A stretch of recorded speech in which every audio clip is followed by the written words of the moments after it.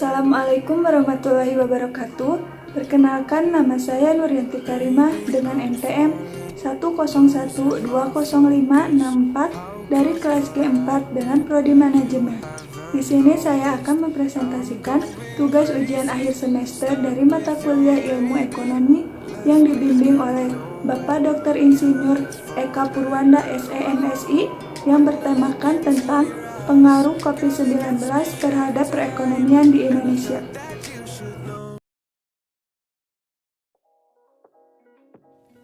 Ekonomi Indonesia pada masa pandemi COVID-19, potret dan strategi pemulihan tahun 2020 sampai dengan tahun 2021.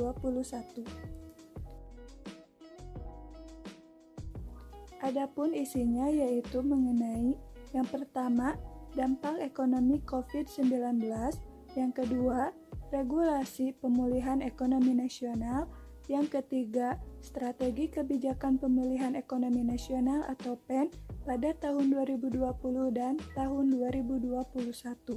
Yang keempat, anggaran penanganan COVID-19. Yang pertama, dampak ekonomi COVID-19. Dampak ekonomi COVID-19 ada 3, yaitu yang pertama, melemahnya konsumsi rumah tangga atau melemahnya daya beli. Yang kedua, pandemi COVID-19 ini menimbulkan adanya ketidakpastian kapan akan berakhir, sehingga di bidang investasi juga ikut melemah dan berimplikasi terhadap berhentinya sebuah usaha. Yang ketiga, pelemahan ekonomi sehingga menyebabkan harga komoditas turun. Akibatnya dampak tersebut, pemerintah melakukan tindakan cepat, yakni program Vaksinas, ada program pemulihan ekonomi nasional, BLT, bantuan modal usaha UKM atau UMKM. Yang kedua, regulasi pemulihan ekonomi nasional. Regulasi pemulihan ekonomi nasional. Untuk meredam dampak ekonomi COVID-19 sepanjang tahun, pemerintah telah menerbitkan beragam regulasi dan kebijakan untuk menahan dampak buruk di bidang ekonomi, sekaligus mengupayakan pemulihan ekonomi. Awalnya, pemerintah merespon dampak COVID-19 dengan mengeluarkan peraturan pemerintah pengganti undang-undang atau Perpu Nomor 1 Tahun 2020 tentang kebijakan keuangan negara dan stabilitas sistem keuangan untuk penanganan pandemi coronavirus 2019 dan atau dalam rangka menghadapi ancaman yang membahayakan perekonomian nasional dan atau stabilitas sistem keuangan. Perpu tersebut kemudian disahkan menjadi Undang-Undang Nomor 2 Tahun 2020 pada tanggal 31 Maret tahun 2020. Secara garis besar, Perpu tersebut mengatur kebijakan keuangan negara dan kebijakan stabilitas sistem keuangan negara. Kebijakan keuangan negara tersebut meliputi kebijakan pendapatan negara, termasuk kebijakan di bidang perpajakan, kebijakan belanja negara termasuk kebijakan di bidang keuangan daerah, dan kebijakan pembiayaan. Sedangkan kebijakan stabilitas sistem keuangan meliputi kebijakan untuk penanganan permasalahan lembaga keuangan yang membahayakan perekonomian nasional dan atau stabilitas sistem keuangan. Sebagai turunan dari Perpu tersebut, pemerintah menerbitkan Peraturan Presiden Nomor 54 Tahun 2020 tentang perubahan postur dan rincian anggaran pendapatan dan belanja negara tahun anggaran 2020. Pada tanggal 4 April tahun 2020, Perpres itu kemudian diubah dengan Peraturan Presiden Nomor 72 Tahun 2020 tentang perubahan postur dan rincian APBN tahun 2020 dan ditetapkan pada tanggal 24 Juni tahun 2020. Penyesuaian postur dan rincian APBN tahun 2020 dilakukan untuk menjaga kualitas dan kesinambungan APBN tahun 2020. Selain itu, penyesuaian dilakukan untuk memenuhi kebutuhan penanganan COVID-19 dan menghadapi ancaman yang dapat membahayakan perekonomian nasional dan stabilitas keuangan. 3. Strategi pemulihan kebijakan ekonomi nasional atau PEN tahun 2020 dan tahun 2021. Strategi Kebijakan Pemulihan Ekonomi tahun 2020. Pemulihan ekonomi nasional dilakukan dengan mengambil kebijakan fiskal dan moneter yang komprehensif. Di samping itu, pemerintah juga mengalokasikan dana APBN tahun 2020 untuk pemulihan ekonomi sebesar Rp695,23 triliun. Pemulihan ekonomi nasional diharapkan mulai terasa pada triwulan 3 2020. Meskipun tidak bertumbuh positif, diharapkan ekonomi nasional tidak berkontraksi sebesar triwulan 2. Selanjutnya, pada triwulan 4 2020, diharapkan ekonomi nasional bertumbuh positif sehingga kontraksi tahun 2020 bisa ditekan sekecil mungkin. Untuk mencapai tujuan tersebut, terdapat 3 kebijakan yang dilakukan pemerintah, yaitu peningkatan konsumsi dalam negeri, peningkatan aktivitas dunia usaha, serta menjaga stabilitas ekonomi dan ekspansi moneter. Kebijakan tersebut dilaksanakan secara bersamaan dengan sinergi antara pemegang kebijakan fiskal, pemegang kebijakan moneter, dan institusi terkait.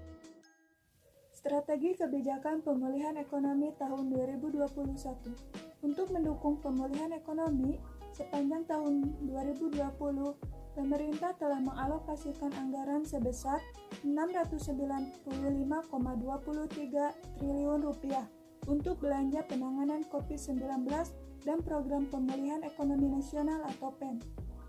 Rinciannya, kluster kesehatan sebesar Rp87,55 triliun, perlindungan sosial sebesar Rp203,90 triliun, Sekotral, K atau L, dan Pemda sebesar Rp106,11 triliun, insentif usaha sebesar Rp120,61 triliun, dukungan UMKM sebesar Rp123,46 triliun, dan pembiayaan korporasi sebesar Rp53,60 triliun.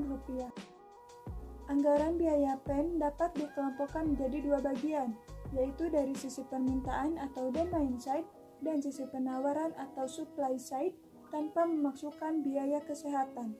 Dari sisi permintaan, terdiri dari perlindungan sosial dan insentif perumahan dengan total biaya Rp205,20 triliun. Sedangkan dari sisi penawaran terdiri dari subsidi bunga, insentif perpajakan, penjaminan, penempatan dana, dukungan Pemda, pariwisata, program padat karya KL, pembiayaan investasi kepada koperasi sebesar Rp384,45 triliun. Yang keempat, anggaran penanganan COVID-19. Anggaran penanganan COVID-19 untuk mendukung pemulihan ekonomi sepanjang tahun 2020.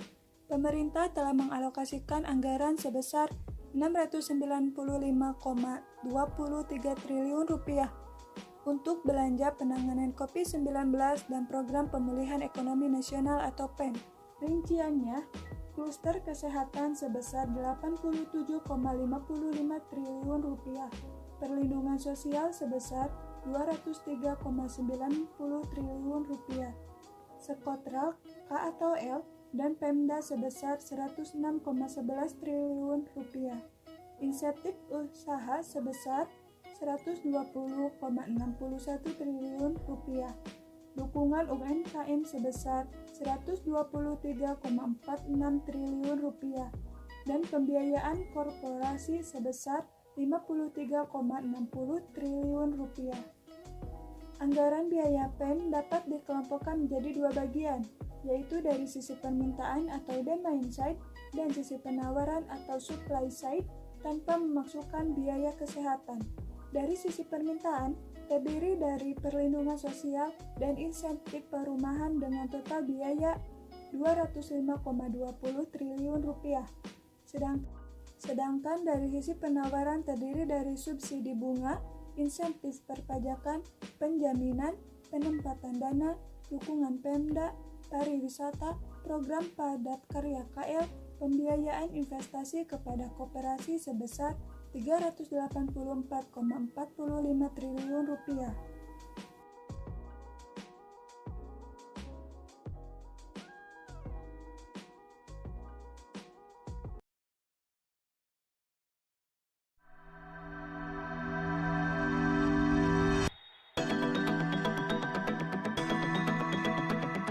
Halo sahabat Kata Data, saya Fitra Faisal Astiadi, ekonom dari Universitas Indonesia. Hari ini saya akan menyampaikan beberapa fakta dan data terkait dengan kondisi perekonomian Indonesia terkait dengan dampak pandemi COVID-19.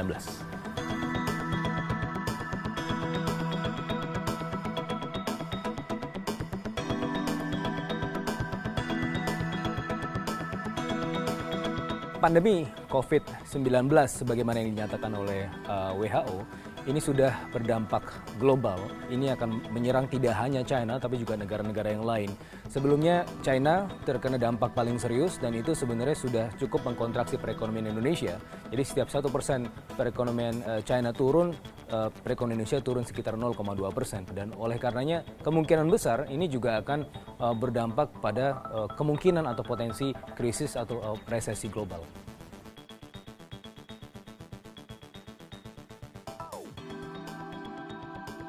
Dampak pandemi terutama di perekonomian Indonesia adalah pertama kita melihat kemungkinan besar kelangkaan dari barang-barang kebutuhan pokok. Sebagaimana yang kita tahu bahwa China dalam hal ini sebagai penyuplai utama impor barang-barang baku dan barang-barang kebutuhan pokok Indonesia. Dan oleh karenanya kita juga pada akhirnya melihat beberapa kebutuhan kita terdampak.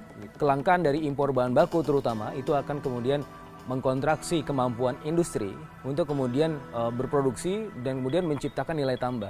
Nah, oleh karenanya bisa jadi kalau misalnya ini terjadi dalam jangka waktu yang cukup lama, ini akan kemudian berdampak pula secara negatif pada perekonomian Indonesia. Di sektor keuangan ada dampak dari sisi capital outflow atau capital reversal yang cukup signifikan dalam beberapa pekan terakhir. Kita melihat IHSG sudah mulai masuk zona merah. Dan kemudian kita juga melihat di Amerika Serikat dan juga beberapa negara-negara maju lainnya juga ikut terdampak. Di Amerika Serikat sendiri sudah melakukan beberapa measures atau beberapa langkah-langkah kebijakan. Salah satunya adalah dengan menurunkan suku bunga The Fed dari 100 basis point dan memulai era baru dalam quantitative easing. Pasar dalam hal ini menghadapi kepanikan sehingga kita melihat IHSG kita itu cenderung berada pada zona yang terus-menerus merah.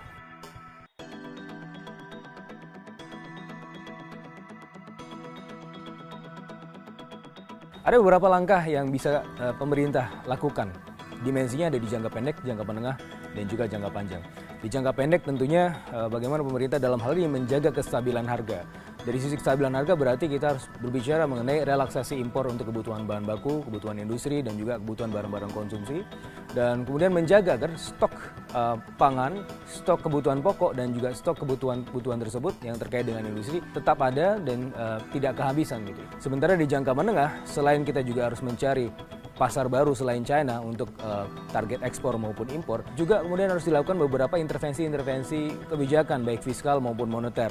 Dalam hal ini daya beli masyarakat tentunya akan terdampak kalau misalnya akan ada shock dari sisi demand atau harga yang meningkat. Oleh karenanya saya rasa dalam hal ini pemerintah juga bisa kemudian mengeluarkan kartu prakerja, kemudian mengeluarkan BLT supaya kelompok-kelompok yang paling rawan dalam perekonomian tidak berdampak cukup serius.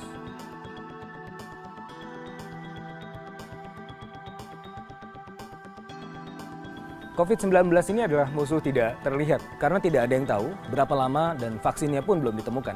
Tapi kalau kita melihat pengalaman SARS di tahun 2003, itu sangat menghantam perekonomian China, sebelumnya tumbuh 11% dan kemudian di kuartal berikutnya turun hingga 9%.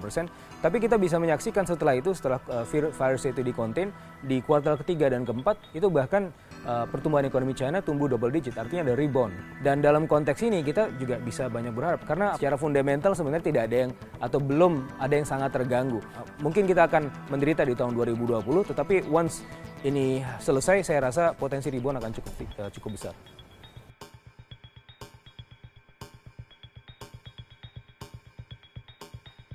Salah satunya adalah kalau kita melihat di bulan Januari ada Purchasing Manager Index Indonesia yang sudah di atas angka 50, di mana di China sudah di bawah 30. Ini artinya sebenarnya menjanjikan sebuah potensi ke depan.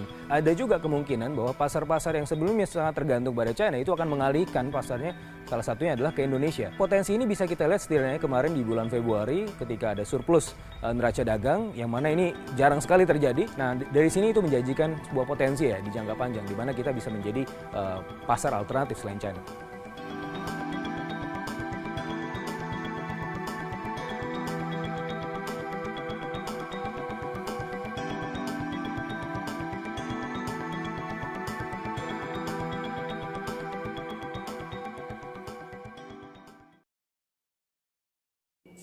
Sekian presentasi dari saya. Mohon maaf bila ada kekurangan ataupun kesalahan kata, karena di sini saya masih belajar. Wassalamualaikum warahmatullahi wabarakatuh.